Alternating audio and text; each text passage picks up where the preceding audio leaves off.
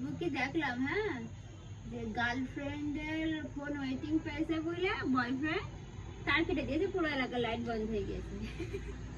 ঠিক আছে, তা আমার এখন এত গরম লাগছে যে ওই পারে লাইটের আলো জ্বলছে বলে মনে হচ্ছে আমি যে দম দম করে লাইন কেটে দিই, দিয়ে বসে থাকি। আর আমি যদি আগে মানে আগে শ্রাবণী হতাম, আর 10টা বছর আগে, আমি সত্যি সত্যি চলে যেতাম কাটতি, কারণ সে যন্ত্রপাতি আমার কাছে ছিল।